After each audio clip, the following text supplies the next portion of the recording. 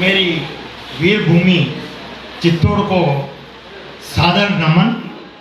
और आप सम्मानीय ने जो काव्य पाठ किया और चित्तौड़ के लिए बोला विशेष तौर से, उनके लिए मैं हृदय से आभार व्यक्त करता हूँ।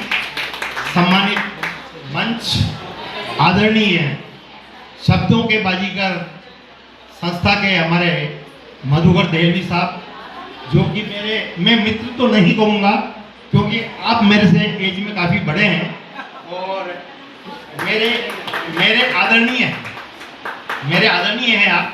मैं आपसे काफ़ी प्रभावित हूँ।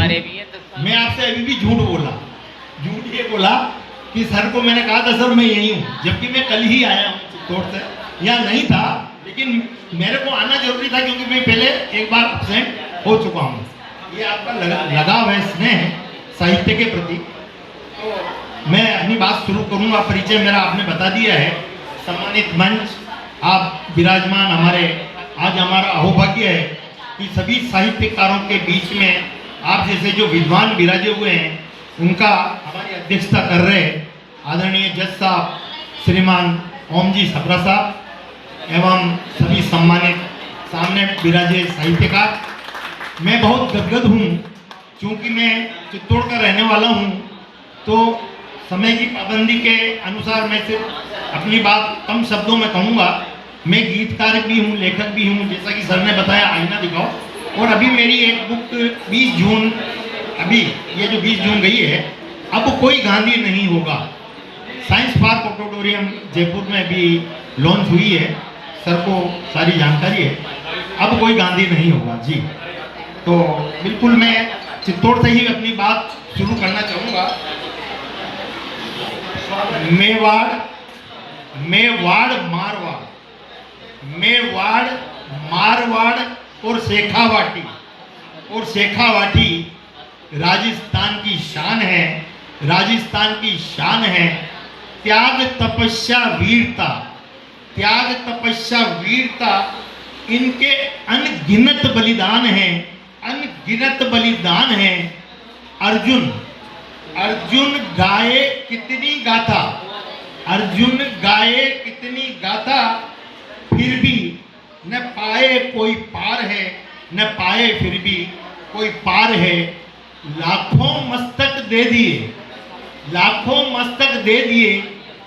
की उधार है। इन्हीं शब्दों के साथ आप सभी विध्वस्त हस्तियां विराजी हुई हैं। जैसा कि अवगत होंगे कि अभी कुछ दिनों पहले मेरे राजस्थान की गंगानगर में 13 साल की बच्ची के साथ जो दरिंदगी हुई, उसको लेके जो प्रशासन और सभी मौन है। मैं अक्सर ज्वलंत मुद्दों पे अपनी कलम से ज़्यादा लिखता हूँ, मुद्दा कोई भी रहा हो। ऐसा नहीं कि आज मोदी जी अगर अच्छा कर रहे हैं तो मैं दिल खोल के मोदी जी के लिए भी लिखता हूँ। कल राहुल जी अच्छा करेंगे तो निश्चित तौर से लिखेंगे, क्योंकि आप और हम सभी कवि हैं, लेखक हैं, गीतकार हैं। तो जो सच है वो दुनिया के सामने लाना ही आपका हमारा फर्ज बनता है। और अपनी सब आप कलमकार विराजे हुए हैं, निश्चित तौर से दिल खोल के लिखना चाहिए। तो मैं कहना चाहूँगा इस संदर्भ में, जहाँ सत्य को ठुकराया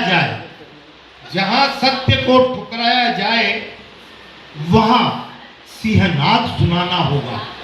जहाँ सत्य को ठुकराया जाए वहाँ सिंहनाद सुनाना होगा। जहाँ न्याय विवश दिखाई दे वहाँ दीपक बनकर स्वयं को जल जाना होगा। उठो समय की आग तुम पर आज टिकी है।